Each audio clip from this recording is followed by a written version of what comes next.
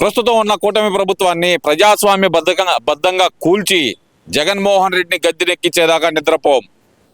ఈ శపథం వైఎస్ రాజశేఖర్ రెడ్డి సమాధి సాక్షిగా చేస్తున్నాను నేను అంటూ అంబటి రాంబాబు చేసిన వ్యాఖ్యలు ఈ శపథాన్ని అసలు ఎలా చూడాలంటారు? ఎట్లుందండి ఇది? మాజీ నీటిపారుదల మంత్రి కదండి.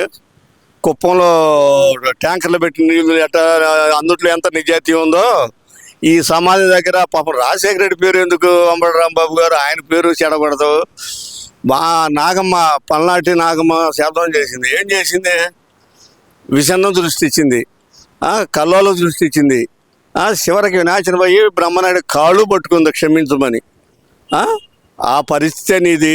నువ్వు నిన్న పోలీసులకి నువ్వు కడపలో నువ్వు ఆ పులివెందుల్లో ఏమని చెప్పా? నువ్వు అసలు నువ్వు ఎన్నపూస గుండె మీద కరిగిద్ది అంటారు నిజంగా ఆ వేడికి. కానీ నువ్వు ఎన్నపూసంలో కరగని నీతిమంతుడివి. కారులో నువ్వు కాదు అందాయి, అది నీ పేసు కాదు. అనిల్ అదేవాడు అనుమో బూతులు తిట్టేవాడు అతను కాదండి, ఇంకోడు ఉన్నాడు మన గుంటూరు ఒకళ్ళు బోరుగడ్డలన్నీ తీసుకొచ్చి అతనికి నీ మాస్క్ తగిలిచ్చేవో అంబటి రాంబాబు గారు. అది విజయవాడలోనూ ఇప్పుడు ఫోన్ ట్యాపింగ్ చేసినవి బయట పడుతున్నాయి. నువ్వు అవునా కాదా అన్నది టెక్నాలజీ ఉంది నాన్న. ఇలా నువ్వు అవునన్నా నువ్వు కాదన్నా ఇవాళ పోలీసులు గడ తప్పించుకున్నా జ్యుడిషియల్లో తప్పించుకోవడానికి నువ్వు కదా బ్రహ్మదేవుడు ఒలగాడు కాదు. ఆగు, తొందర ఎందుకు? నువ్వు ఊరికేదో పులివెందులు పోయి రాజశేఖర రెడ్డి మీద సమాజ ప్రమాణం చేసి నువ్వు కూటమి ప్రభుత్వం అంతం చేదాకా నేను ఈ శపథం చేస్తున్నాను. నువ్వు అంతం కాకుండా చూసుకో. ముందు నువ్వు ప్రజానాయకుడిగా ప్రజల పరిపాలనలో ఇంతకుముందు ఎట్టున్నావు, నువ్వు ఈ పరిస్థితి ఇవ్వాలి ఎట్లా దిగజారిందో. నీ మీద 30 కేసులు ఉన్నాయి. ఎందుకు ఈ పరిస్థితి వచ్చిందని ఇన్నాళ్ళ నీ రాజకీయ జీవితంలో ఒక్కసారి నీ పరిజ్ఞానం నువ్వు ఆలోచన అంబటి రాంబాబు గారు నీలో మార్పు తెచ్చుకో. నువ్వు తర్వాత నువ్వు శపథం చేయదు కానీ శపథాన్ని నెరవేర్చుకుంది. కానీ ప్రజాస్వామ్యంలో నియంతలో ఎవరు నియంత ఎవరు ఇదేదో ప్రజలు నిర్ణయిస్తారు. అది నువ్వు చేసిన శపథం అంత మాత్రాన నువ్వు ప్రజలు నీ వెనకమాల రారు. ప్రజలకు తిరగబడ్డ రోజు నువ్వు ఉండవు, నేను ఉండను, ఇంకొకరు ఉండరు. అదే ప్రజల తీర్పుని బట్టి ఉండేది. నీ అహంకారం నీ తప్పుల్ని కప్పుపుచ్చుకోవడం నువ్వు శపథాలు నువ్వు ప్రమాణాలు చేసి వచ్చినా అసలు ఇక్కడ ఎవరు చేయని శపథం అంబటి రాంబాబు చేయటం ఏంటంటారు? ఏం జరుగుతుంది అంటున్నారు? ఇతని మీద ఒక బ్యాడ్ అనేది రాష్ట్రం మొత్తం మీద వెళ్ళిపోయిందండి. అంబటి రాంబాబు గారు ఉన్న గౌరవం తనంతటి తానే తగ్గించుకున్నాడు. ఇతనికి దిక్కుదోసిన స్థితి, ఇప్పుడు మైండ్ సరిగా లేదు అతనికి. అతను అన్ని తప్పులు చేశాడు. మన ఇక్కడ ఒకరోజు దీక్ష చేశాడు. ఎందుకు దీక్ష చేశాడు? దేనికి చేశాడు? ఎంతమంది? నువ్వు రాష్ట్రం కోసం దీక్ష చేసావా? లేదా ప్రజలకు ఏమైనా సంక్షేమ కార్యక్రమాలు ఇవ్వట్లేదని దీక్ష చేసావా? నీ వ్యక్తిగతంగా నువ్వేదో నీ ఫార్మాలిటీ నీ క్రేజ్ పెంచుకోవటానికి నువ్వు దీక్ష కూడా పెట్టుకున్నావా తప్పితే దానివల్ల ఏం ఉపయోగం ఉందో? నీకు శ్యామల అవటాను ఇంకొకరు ఇద్దరు వచ్చి నీతో మాట్లాడారు. నీ పక్కన నువ్వు ముఖ్యమంత్రి అంట, మాజీ ముఖ్యమంత్రి లేకపోతే డిప్యూటీ ముఖ్యమంత్రి, మళ్ళీ ఆ శ్యామల కుమార్ తెలుసు, ప్రజలకు తెలియాలి. ప్రజలకు తెలుసు నువ్వు ముఖ్యమంత్రివా కాదా అనేది. నీ గురించి ఎక్కువ మాట్లాడితే అది శుద్ధ వేస్ట్. అంబటి రాంబాబు గారు నీ చరిత్ర క్లోజ్. ముందు నీది నువ్వు నిలబడు. రాజకీయంగా నిన్ను హేళన చేస్తారు. నీ పక్కన ఉండేవాళ్ళు ఏంద్ర నాయన ఆయన ఇట్లా అబద్ధం ఆడుతున్నాడు. అవును, నేను బస్సులో నా మీద దాడి జరిగింది, ఆ దాడి తట్టుకోలేక ఆ విషయంలో మాట్లాడాను, ఒక మాట అంటే పోయా. తర్వాత సంగతి దాని నన్ను క్షమించడం అంటే అది తర్వాత విషయం. మరి ఇప్పుడు దానికి పోలీసులు కానీ కేసు పెట్టేలా నేను క్షమించమని మీడియా మొదట నువ్వు కోరుకుంటే నీకు దానివల్ల ఫలితం ఎలా ఉండిద్దో తర్వాత విషయం. అసలు నేనే కాదంటున్నప్పుడు అది నిన్న ఎట్టో చట్టం తన పని తాను చూసుకెళ్తే మీరు ఇంతకుముందు గత 5 సంవత్సరాలు అన్నారుగా, ఇప్పుడు అదే చట్టం దాని పని అదే చూసుకెళ్ళిద్ది. నీవో కాదో, నీ వయసు కాదు, నువ్వు తిట్టిందో కాదు, కారులో ఉందో నువ్వో కాదు, నీకు తెలుసు, నీ అంతర్మత తెలుసు, ఆడ నిన్ను వీడియో తెచ్చిన మీడియాకు తెలుసు, అది రేపు టెక్నాలజీలో బయటపడేది కూడా తెలుసు నీకు. నువ్వు కాతే కాలయాపన కోసం నువ్వు అబద్ధం ఆడంత మాత్రాన జ్యుడిషియల్లో నువ్వు తప్పించుకోలేవు. ఆ సంగతి నువ్వు తెలుసు. నువ్వు ఎటు కూడా వృత్తిరీత్యా లాయరావు కనుక నీ గురించి ఇంతకన్నా ఎక్కువ మాట్లాడటం మాలాంటి చిన్న ఏ పదవులు లేని రాజకీయ నాయకులు, రాజకీయ పార్టీగా రాజకీయం గురించి ప్రజలకు ఏ ప్రభుత్వం ఏం చేస్తుందని చెప్పి అభిమానం ఉంటే ఉండొచ్చు తెలుగుదేశం పార్టీ మీద.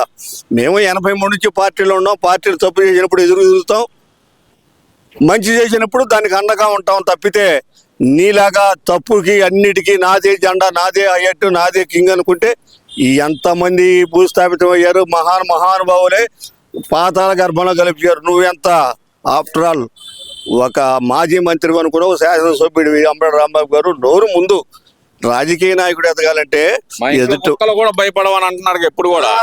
ఇప్పుడు నీ ఇంట్లో కుక్కలు కూడా భయపడవనే వాడివి నువ్వు. ఎందుకు ఇంత అహంకారం, ఎందుకు ఈ అహంభావం ఎందుకు?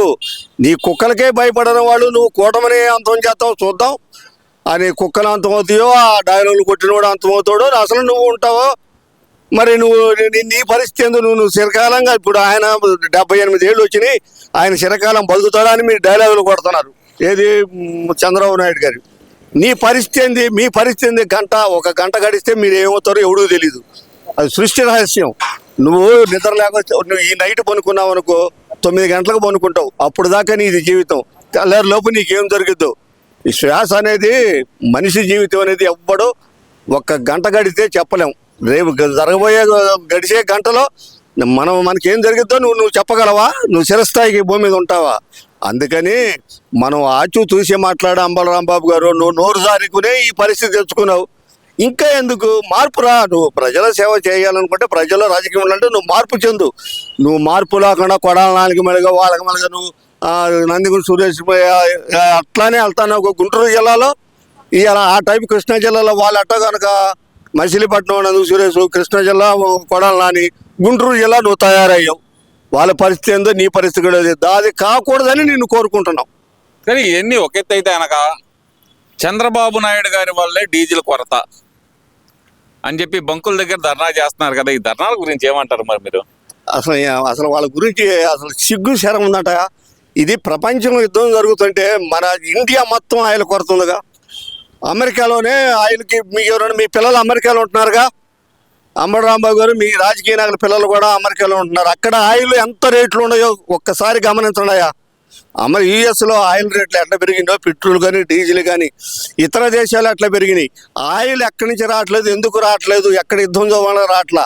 అది ఇండియా లెవెల్కి. ఇప్పటికే ఆయిల్ ఏదైనా 1 గంట 2 గంటలు 4 గంటల డిఫరెన్స్ ఆగితే ఆగిందేమో, కానీ మనకే డీజిల్ కానీ పెట్రోల్ కానీ మన రాష్ట్రంలో బ్రహ్మాండంగా అందుతుంది. ఎక్కడ ఎన్ని గంటలు ఆగింది? ఒక 24 గంటలు ఆగిందా, లేకపోతే ఒక 12 రోజులు ఆగిందా, లేక ఒక వారం ఆగిందా? బంకుల్లో ఆయిల్ పోయకుండా సరుకు రావడం డిలే అయింది. ఒక 6 గంటలు 5 గంటలు. అది ఎట్లా వచ్చింది ఆ కొరత? యుద్ధం మూలకాన్ని వచ్చింది. ఇరాన్ అన్నాడు అది దారి ఈ పోటాన సరుకు రాపోటాన మనకి ఆయిల్ కొరత ఏర్పడింది. అది ప్రపంచం యుద్ధం జరుగుతుంటే రాలేదు. కానీ ఇది రాష్ట్ర ప్రభుత్వం తప్పుడుదాము. లేకపోతే రాష్ట్ర ప్రభుత్వంలో పెట్రోల్ గనులు ఉన్నాయా, డీజిల్ గనులు ఉన్నాయా? అయ్యా నువ్వు తీసి అమ్ముకుంటున్నారా? సిగ్గు శరం ఉండాలి మనం ఒక మాటలు మాట్లాడితే. దాన్ని సిగ్గు లద్దన్న నోడితే ఏం మాట్లాడుతున్నావా? ఈ దొంగ సాక్షి పేపర్ ఒకటి దాంట్లో చూసుకొని పిచ్చ వాగుడు వాగుతున్నారు. మీరు ఎందుకు మనుషులు జన్మెత్తారో ఏమో తెలియదు. ఒకసారి ఈ ఆయిల్ కొరత ఎక్కడి నుంచి వచ్చింది, ఎలా వచ్చింది, మన రాష్ట్రానికి వచ్చింది, ఇండియా మొత్తం వచ్చిందా? ఒకసారి జ్ఞానం తెచ్చుకొని మాట్లాడండియా. మీకు ప్రజలు ఓట్లేస్తారు. ఎందుకు సిగ్గు శరం లేకుండా మాట్లాడతారు? Thank you.